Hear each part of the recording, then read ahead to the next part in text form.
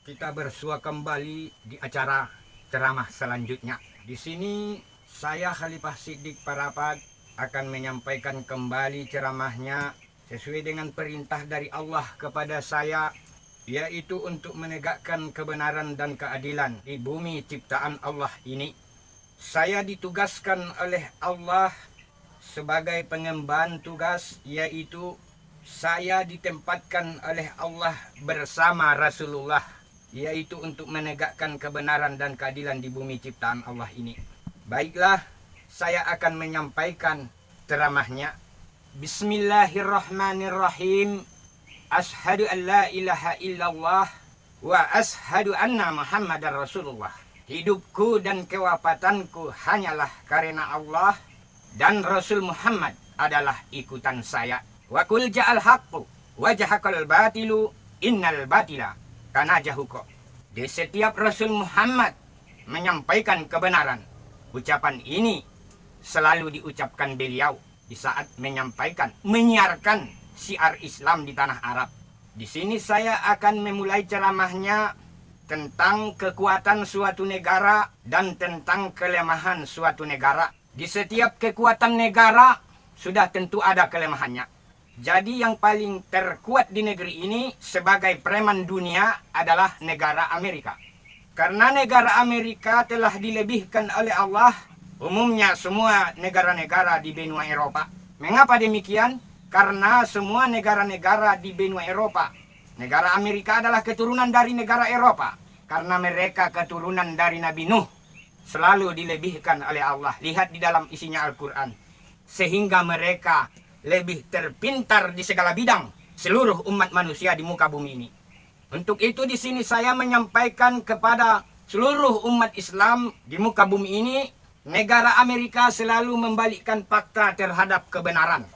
Negara Amerika selalu mengatakan dunia inilah yang berputar. Pembuktiannya lihat di globe mereka. Kalaulah dunia ini berputar, tentulah semua tumbuh-tumbuhan di muka bumi ini akan berantakan semua. Termasuk manusia-manusia satu pun tidak akan ada yang hidup. Mengapa? Karena peningnya sudah luar biasa. Tidak ada henti-hentinya dunia ini berputar. Inilah pembohongan negara Amerika terhadap manusia di seluruh penjuru bumi ini. Kalau Anda tidak percaya, lihat di dalam isinya Al-Quran, yaitu di surah Luqman ayat 29. Di sini pembuktiannya bukanlah bumi yang berputar, tetapi mataharilah yang beredar menurut garis edarnya masing-masing dengan bulan. Jadi Anda kalau lebih percaya kepada Amerika, silahkan ikuti Amerika. Tapi kalau Anda lebih percaya kepada Al-Quran, silahkan ikuti Al-Quran. Karena Al-Quran mengatakan bukan bumi yang berputar, tetapi matahari yang beredar. Beredar artinya berjalan.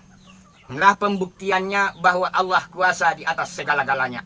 Untuk itu di sini saya menyampaikan ceramah kepada seluruh umat manusia di muka bumi ini, terutama kepada umat Islam. Tidak ada yang sanggup menyampaikan ceramah seperti ini tanpa adanya perintah dari Allah. Tidak ada satupun umat manusia yang sanggup.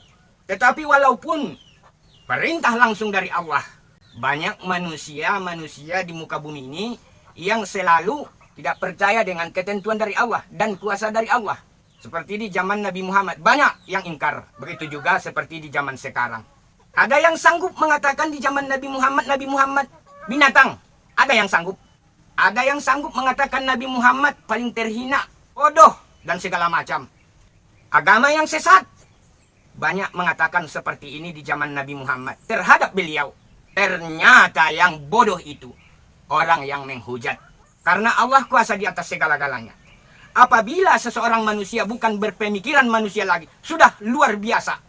Karena Allah telah memberikan rahasianya kepada seseorang hambanya. Tidak ada satupun yang mampu untuk memahami perkataan seseorang hambanya. Jadi di sini saya menyampaikan. Karena persoalan yang saya sampaikan ini bukan lagi sepele. Persoalan internasional ataupun persoalan dunia. Sekalipun nyawa taruhannya, ini akan tetap saya sampaikan. Demi untuk menegakkan kebenaran dan keadilan di bumi ciptaan Allah ini. Jiwa dan raga siap untuk mengorbankan demi menegakkan kebenaran dan keadilan di bumi ciptaan Allah ini atas perintah dari Allah. Jadi di sini saya menyampaikan kepada seluruh umat manusia, terutama umat Islam di seluruh penjuru bumi ini. Bertanggung jawab, jangankan dieksekusi 12 pas. 1 meter pun sudah rela.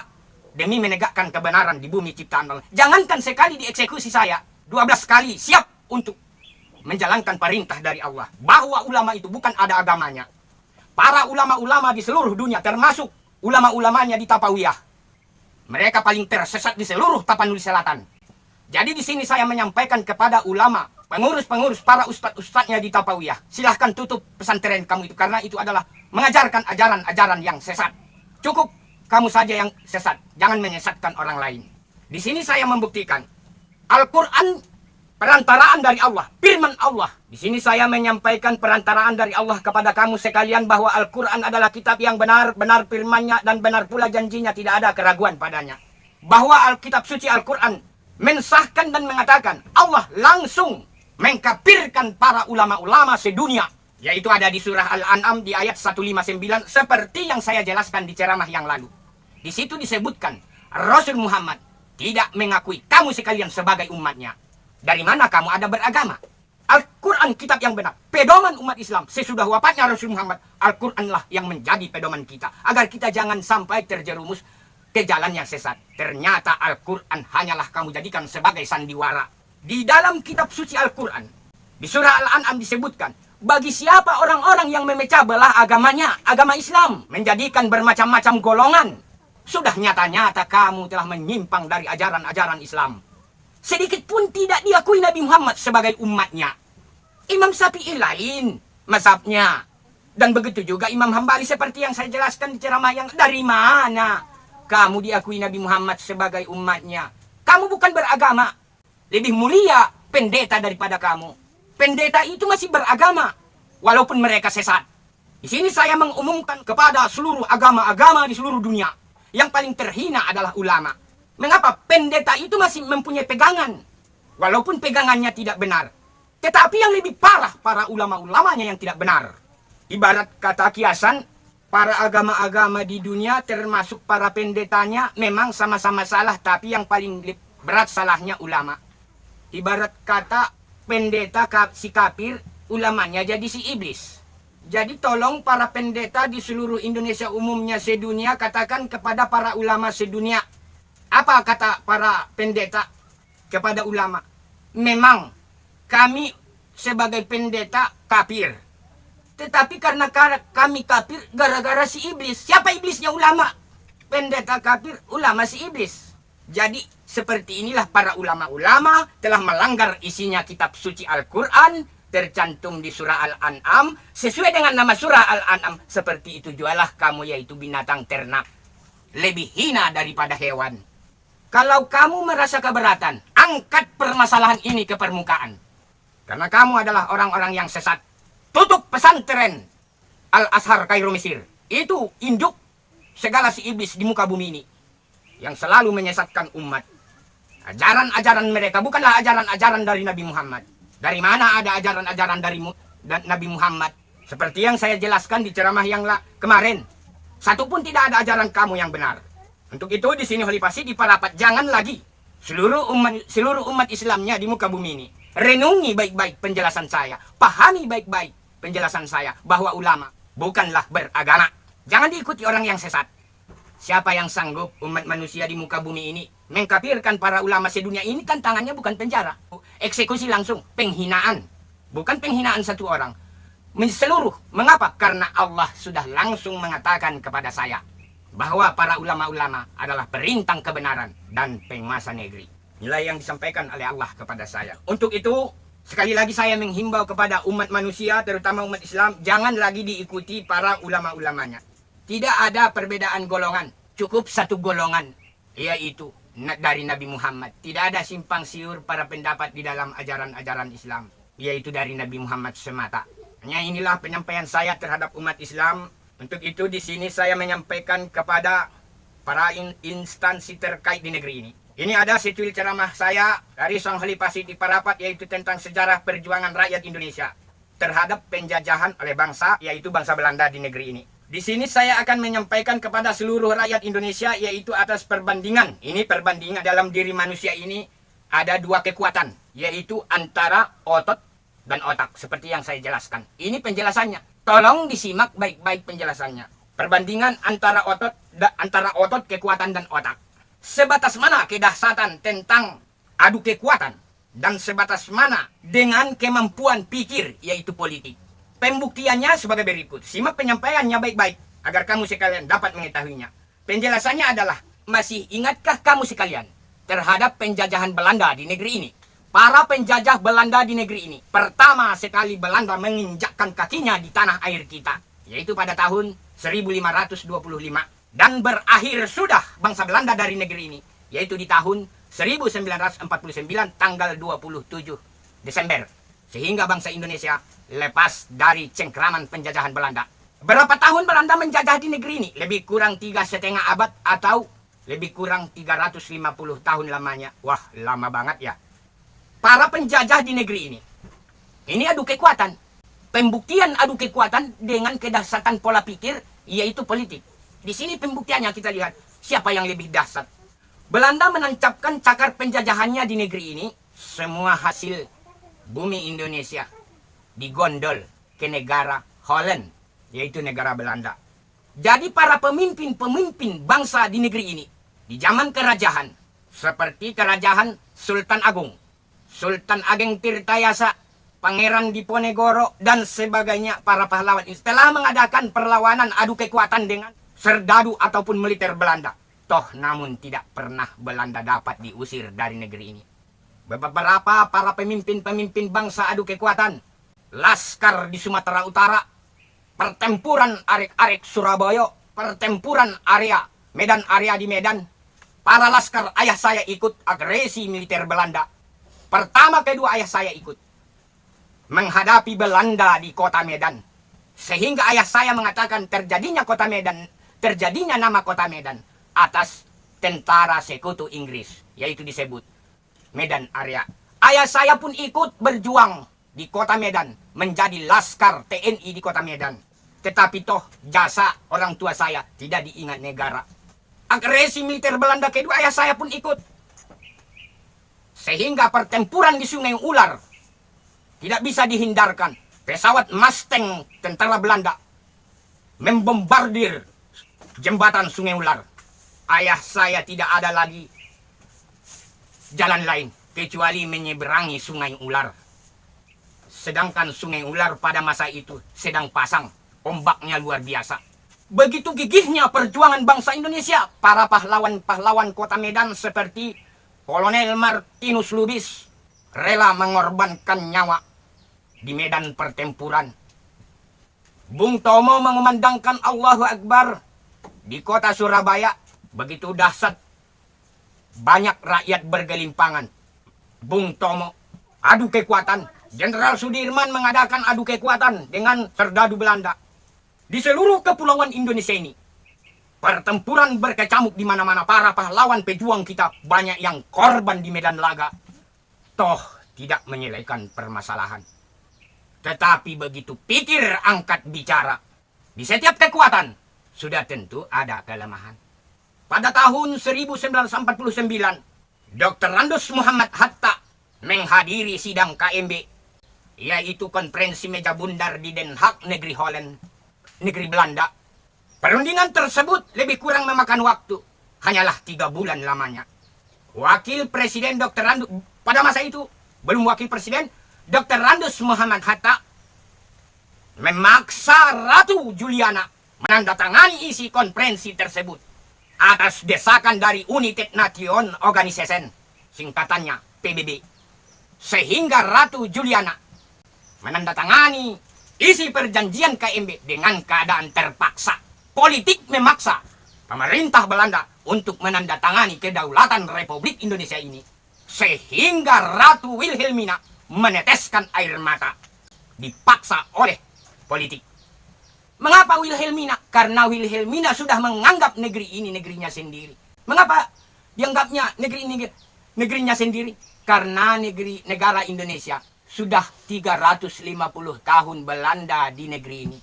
Sehingga Ratu Wilhelmina menganggap Indonesia sudah sebagai negaranya sendiri. Tetapi karena politik berbicara, Dr. Randus Muhammad Hatta satu-satunya memaksa sehingga tanda tangani dibubuhkan oleh Ratu Juliana. Maka selamatlah bangsa Indonesia ke depan pintu gerbang kemerdekaannya. yaitu pada tanggal 27 Desember tahun 49. Seperti inilah yang kita rasakan. Tanpa Dr. Andus Muhammad Hatta, belum tentu kita merasakan seperti di zaman sekarang ini. Jadi kemerdekaan yang sebenar-benar kemerdekaan bangsa Indonesia, tanggal 27 Desember tahun 49. Kalau di tanggal 17 Agustus bulan 8 tahun 45 atau tahun Belanda 05, ini adalah kemerdekaan darurat. Belum resmi kemerdekaannya. Mengapa saya katakan belum resmi? Tanggal 21 Juni tahun 1947, agresi militer Belanda pertama mengguncang Indonesia. Masih ada pertempuran, masih ada penjajahan. Katakan merdeka bebas. Kita belum bebas dari tangan penjajah Belanda. Sinilah membuktikan yang resmi kita merdeka tanggal 27 Desember tahun 49 yang dipaksa oleh Dr. Andus Muhammad Hatta, pemerintah Belanda, di konferensi meja bundar. Mana yang lebih dahsyat? Kekuatan atau otak? Di sini pembuktiannya bahwa otak yang lebih dahsyat yaitu politik. Pembuktian pertama ini menandakan pikir itu lebih dahsyat daripada kekuatan. Begitu Perang Dunia Kedua meletus. Ini pembuktian kedua tentang kekuatan. Pembuktiannya, Jepang ingin menguasai dunia. Pertama dilululantakkan oleh Jepang yaitu negara Filipina. Mengapa negara Filipina? Karena ini jajahan negara Amerika. Sehingga tentara Jepang meluluhlantakkan kapal-kapal Amerika di pelabuhan Pearl Harbor, Filipina. Dengan waktu yang sangat singkat, tentara-tentara Amerika, militer Amerika dapat ditenggelamkan oleh Jepang semua. Jepang melanjutkan gempuran-gempurannya ke negara Cina. Lebih kurang 2 minggu, negara Cina dapat diluluhlantakkan oleh Jepang semua. Sehingga pertempuran berkecamuk, pertahanan terakhir di negara Birma. Disinilah pertahanan negara Amerika. Kalau negara Birma jatuh ke tangan Jepang, tamatlah sudah riwayat keperemanan negara Amerika. Amerika selalu membendung kekuatan Jepang. Namun Jepang tidak bisa dibendung oleh negara Amerika. Pertempuran berkecamuk di negara Birma. Ini pertahanan terakhir oleh bangsa Amerika. Apabila negara Amerika kalah di Birma, berarti Jepang menguasai dunia semua. Yaitu negara Sakura akan menguasai dunia. Di dalam pertempuran adu kekuatan, Amerika tidak mampu lagi menghadapi Jepang. Sehingga Birma jatuh ke tangan Jepang. Tetapi berkat adanya keampuhan pola pikir, yaitu politik Amerika, dibantu oleh pikir. Di setiap kekuatan sudah tentu ada kelemahan. Presiden Truman memerintahkan kepada para militer Amerika untuk membom atomkan Nagasaki dan Hiroshima. Karena para politik Amerika, pemikir-pemikir Amerika telah mengetahui di mana kelemahan Jepang. Sehingga mereka menemukan kelemahan Jepang ada pada kaisar, yaitu Kaisar Tennoheka. Amerika pun menjatuhkan bom atomnya di Nagasaki pada tanggal 7 Agustus. Dan pada tanggal 9 Agustus, Amerika pun menjatuhkan kedua kalinya bom atom di Hiroshima. Sehingga Kaisar Tennoheka menyerah kepada Amerika dengan penyerahan tanpa bersyarat. Begitu menyerah Kaisar Tennoheka, maka menyerahlah Jepang semua. Atas kekejaman Jepang terhadap manusia-manusia di dunia, sehingga jenderal Jepang yaitu Jenderal Yamashita dipanggil oleh PBB dan dihukum gantung di PBB atas kekejaman Jepang. Sehingga tamatlah kekuasaan Jepang untuk menguasai dunia. Jadi Amerika dapat mengalahkan Jepang bukan karena kekuatan, karena politik ataupun pikir. Mereka menemukan kekuatan kelemahan Jepang. Disinilah letak keampuhan pikir. Kalau pikir angkat bicara, di setiap kekuatan sudah tentu ada kelemahan. Jadi kelemahan negara Indonesia sudah terjawab di dalam isinya Al-Quran.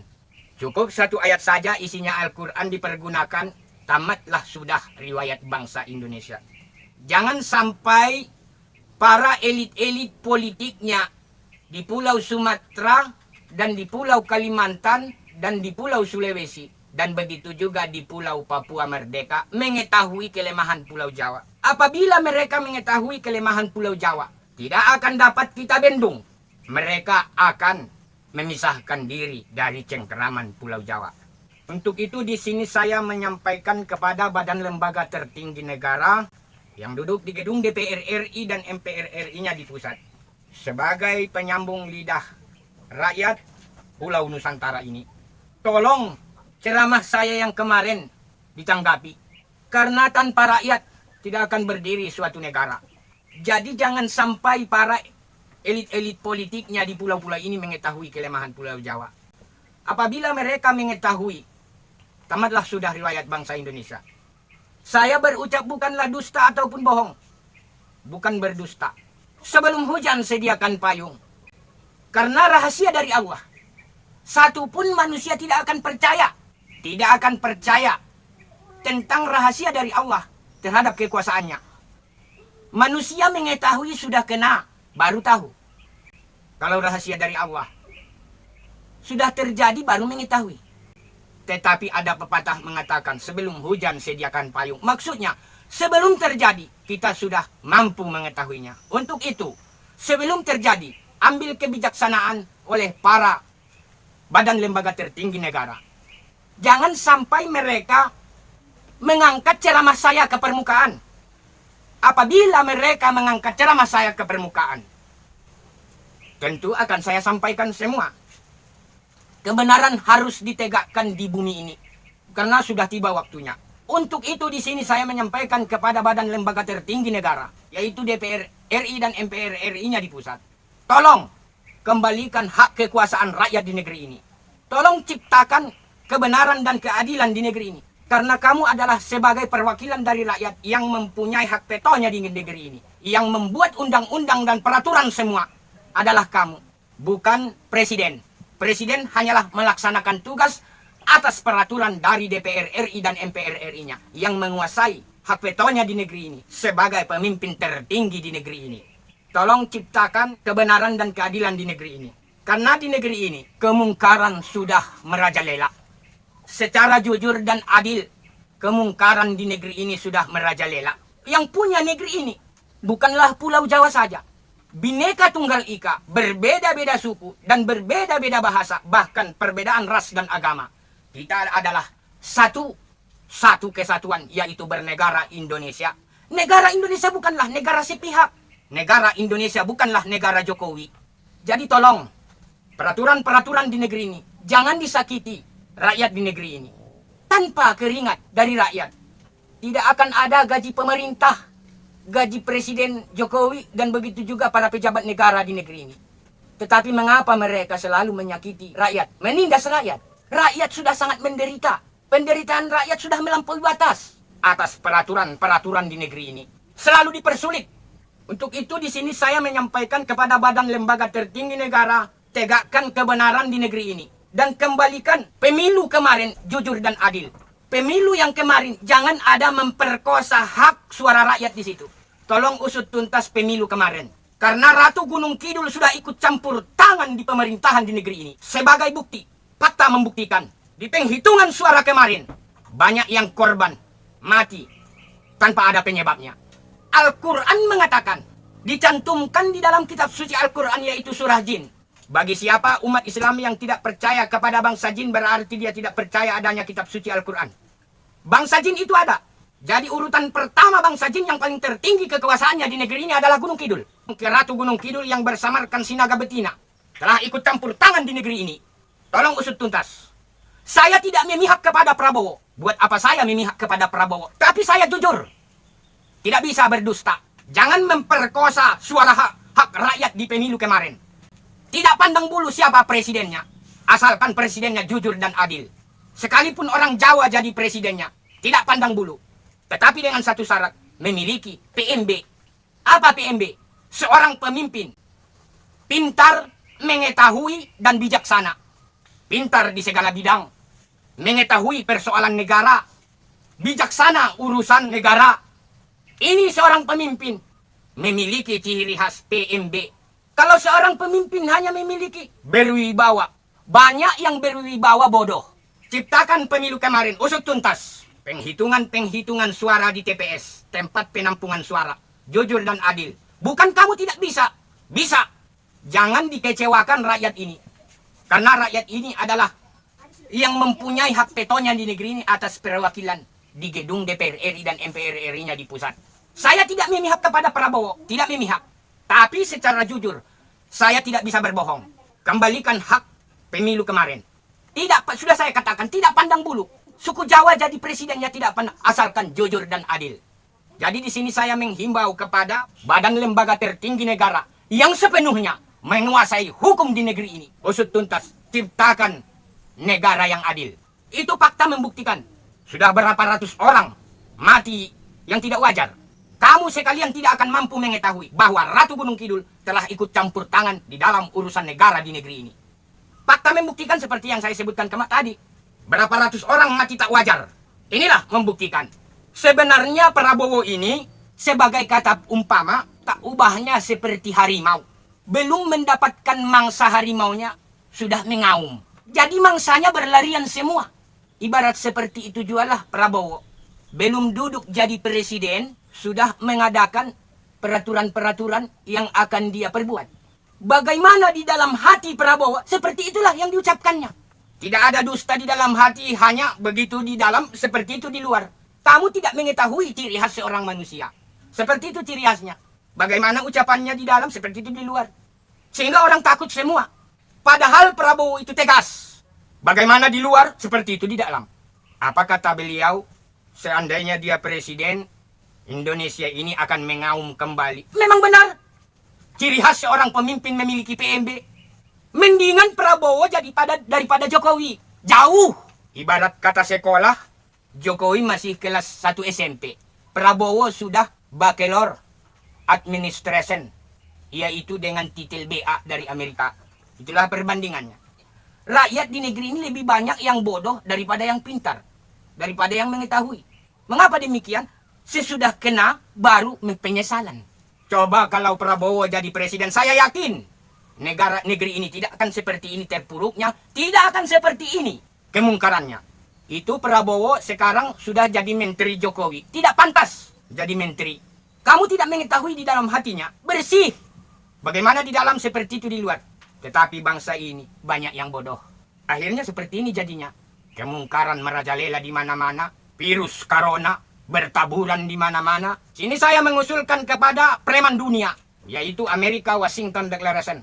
Sebagai superpowernya dunia dan sekaligus adidayanya dunia. Sebagai intelijen terkemuka di negeri ini adalah sianya. Akan dapat mengusut tuntas corona ini. Karena ini adalah persaingan dunia. Jadi saya bukan berbohong. Allah mengetahui semua rahasia langit dan rahasia isi bumi. Tidak akan ada yang sanggup seluruh negara di dunia ini yang mampu meluluh lantakkan negara Amerika. Tidak akan ada yang sanggup. Mengapa? Karena Allah telah mengetahui di mana persenjataan Amerika semua. Bagaimana kedahsyatan persenjataan Amerika semua. 20 negara meluluh lantakkan negara Amerika. Tidak akan ada yang sanggup. Jadi Cina jangan bermain bodoh dengan Amerika. Bagi siapa negara bermain-main dengan Amerika, berarti negaranya sudah sangat bodoh. Kalau adu kekuatan dengan Amerika, jangan dicoba-coba.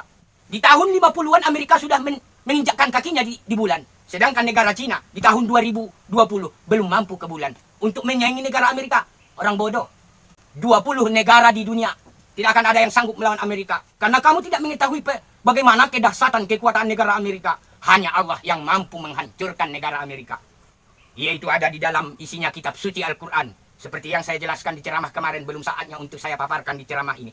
Disinilah menandakan bahwa Allah kuasa di atas segala-galanya. Saya ditempatkan oleh Allah bersama Rasulullah. Coba para ulama-ulama. Hanya yang ditempatkan oleh Allah kepada ulama kekafiran.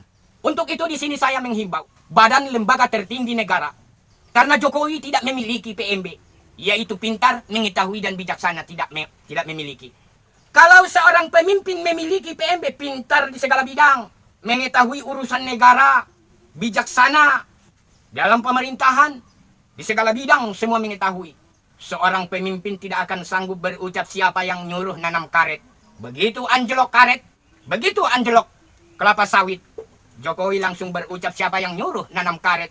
Dan siapa yang nyuruh nanam sawit. Apa ada ciri khas pemimpin seperti ini? Kalau ciri khas seorang pemimpin, begitu anjlok harga karet, dan begitu anjlok harga kelapa sawit, panggil pembantu-pembantunya. Yaitu para menterinya. Yang paling utama, panggil Menteri Perdagangan dan Perekonomian. Begitu dipanggil, bagaimana? Mengapa bisa turun harga karet dan kelapa sawit? panggil Menteri Dalam Negerinya. Kalau tidak sesuai lagi hubungan antar negara dengan negara Cina, ya pindahkan ke negara, katakanlah ke negara Jepang. Panggil Menteri Luar Negerinya. Kan di sana ada duta besar kita. Bukan seperti itu, siapa yang nyuruh nanam karet sedangkan mobil pribadi Presiden Jokowi terbuat dari bahan karet. Bahkan di dapur umumnya pun ada terbuat dari minyak kelapa sawit. Jadi ciri khas seorang pemimpin tidak seperti ini. Harus memiliki PMB. Prabowo memiliki PMB karena dia sudah lama mengetahui kancah luar negeri dan dalam negeri. Yaitu Presiden Soeharto, pakarnya Bapak Pembangunan. Mengapa ditunjuk dan diangkat orang yang tidak mengetahui?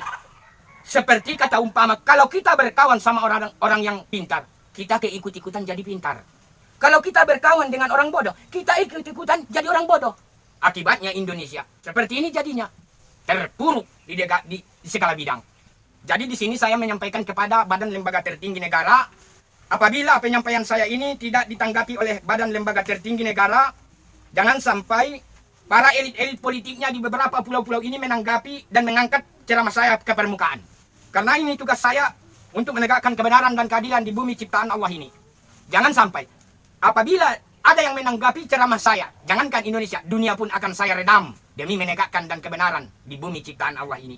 Di sini saya akan membacakan yang telah saya tulis, profil kemerdekaan, yaitu Sumatera, sudah masanya tentukan rakyat merdeka. Tetapi kalau badan lembaga tertinggi negara menanggapi ceramah saya, pertama, kembalikan hak rakyat di negeri ini. Yang kedua, usut tuntas pemilu kemarin. Inilah penyampaian saya kepada badan lembaga tertinggi negara. Apabila ceramah saya tidak ditanggapi, ini akan saya bacakan. Kalau Allah menghendaki ini akan terbukti. Di sini Khalifah Siddiq Parapat menghimbau kepada para elit-elit politiknya di beberapa pulau-pulau di Nusantara ini. Seperti di Pulau Sumatera, dan di Pulau Kalimantan, dan di Pulau Sulawesi, dan di Pulau Irian Jaya, Papua Merdeka. Para elit-elit politiknya di beberapa pulau-pulau ini, apakah kamu sekalian tidak melihat dan tidak memikirkan nasib penderitaan rakyat-rakyatnya di pulau-pulau ini? Seandainya dari hasil kekayaan alamnya di pulau-pulau ini, untuk rakyat-rakyatnya di pulau-pulau ini, tentu sekali akan jauh lebih mapan ekonomi rakyat-rakyatnya di pulau-pulau ini daripada rakyat-rakyatnya di negara Malaysia. Rakyat-rakyatnya di pulau-pulau ini akan lebih makmur dan akan lebih berjaya karena dari hasil kekayaan alamnya. Tetapi mengapa rakyat-rakyatnya di pulau-pulau ini selalu sengsara dan sangat menderita? Dikarenakan hampir semua hasil kekayaan dari pulau-pulau ini dimanfaatkan di Pulau Jawa. Fakta membuktikan tanpa hasil dari pulau-pulau ini tidak akan ada pabrik dan perusahaan seperti pembangunan di kota Jakarta, umumnya di seluruh Pulau Jawa.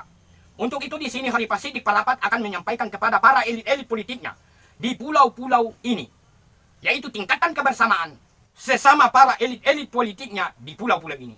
Jalin persatuan dan kesatuan, karena persatuan adalah untuk menuju keterikatan, sedangkan kesatuan adalah sebagai kekuatan. Tanpa keterikatan tidak akan tercipta kekuatan. Wahai para elit-elit politiknya di pulau-pulau ini, di sini saya akan menyampaikan kepada kamu sekalian bahwa kalau hanya semata-mata adu kekuatan dengan lawan, tentu tidak akan menyelesaikan persoalan. Tetapi kalau politik angkat bicara di setiap kekuatan, sudah tentu akan ada tersimpan kelemahan. Para elit-elit politiknya di pulau-pulau ini, tanamkan di dalam hatimu semangat juang dan cita-cita para pahlawan-pahlawan pendahulu di pulau-pulau ini. Para pahlawan-pahlawan pendahulu di pulau-pulau ini yang telah merintis pertama agar pulau-pulau ini terlepas dari cengkeraman Pulau Jawa. Maksudnya kemerdekaan. Tetapi mengapa kita di pulau-pulau ini selalu tertidur dan tidak melanjutkan jejaknya para pahlawan-pahlawan kita di pulau-pulau ini? Sedangkan jalan sudah terbentang begitu lebarnya, mengapa kita tidak melaluinya? Para pahlawan-pahlawan pendahulu di pulau-pulau ini yang begitu gigih memperjuangkan agar pulau-pulau ini terlepas dari cengkeraman Pulau Jawa. Seperti pahlawan-pahlawannya di Pulau Sumatera, yaitu Letnan Kolonel TNI Ahmad Hussein sebagai Dewan Banteng, dan Kolonel TNI Maludin Simbolon, dan Letnan Kolonel TNI Barlian, dan Kolonel TNI Dahlan Jambek, dan Kolonel TNI Julkipli Lubis, dan Jenderal Gubernur Teuku Daud Beure, dan Saprudin Prawira Negara ditunjuk sebagai Presiden di Sumatera, yaitu Perdana Menteri. Dan begitu juga pahlawan-pahlawannya di Pulau Kalimantan, yaitu Letnan II TNI Ibnu Hajar sebagai Dewan Mangkurat.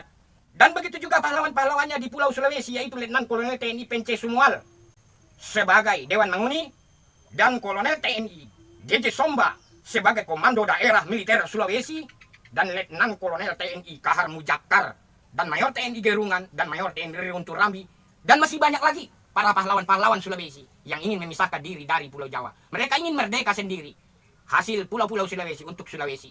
Seandainya hasil Pulau Sulawesi untuk Sulawesi, jauh ketinggalan negara Malaysia ketimbang negara Pulau Sulawesi. Mengapa? Karena lebih banyak hasil alamnya Sulawesi daripada Pulau Malaysia, daripada negara Malaysia.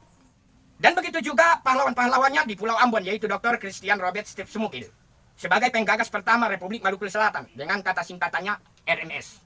Jadi Dr. Sumukil inilah penggagas RMS yang ingin Maluku terlepas dari cengkraman Pulau Jawa. Maksudnya ingin merdeka, mendirikan negara sendiri. Tetapi kesalahan, kelemahan para pahlawan-pahlawan seperti Permesta di Sulawesi, kelemahan pola pikir kurang. Politik mereka kurang. Kalau kekuatan sudah cukup, tetapi kelemahan mereka dipikir. Cita-cita mereka tidak tercapai.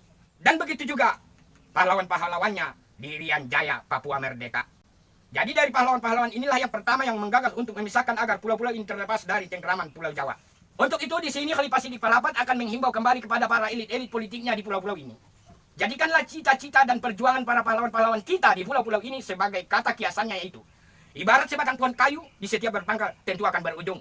Maksudnya kita sebagai rakyatnya di pulau-pulau ini akan melanjutkan cita-cita dan perjuangan mereka agar pulau-pulau ini terlepas dari cengkraman Pulau Jawa.